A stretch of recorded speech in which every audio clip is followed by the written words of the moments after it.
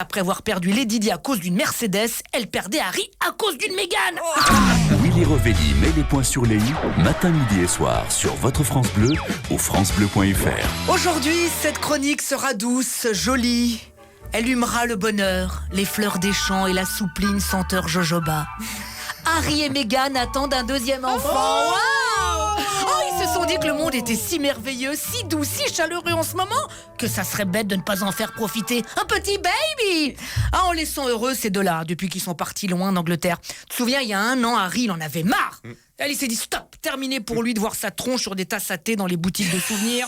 Fini le malaise des déplacements officiels quand t'es obligé de danser avec des Africains tout nus alors que toi à la base tu venais juste ouvrir une école. Et fini les soirées coincées entre la duchesse de Cornouailles, le duc d'York, Stéphane Bern et Peppa Pig.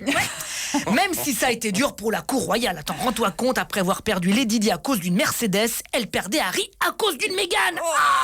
Eh ben nos dos tourteaux, ils s'en foutent, ils ne regrettent rien. Au début, ils voulaient vivre au Canada, puis après 4 jours à entendre Linda Lemay et Garou à la radio, ils ont préféré se tirer à Los Angeles. Tu m'étonnes.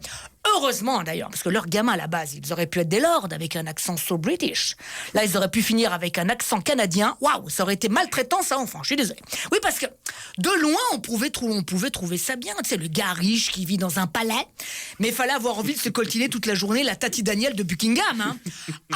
Elle était pas contente, la reine, quand ils sont partis. Hein. Elle avait failli en bouffer son chapeau.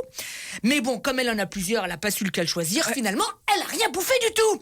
Mais ne soyons pas dupes.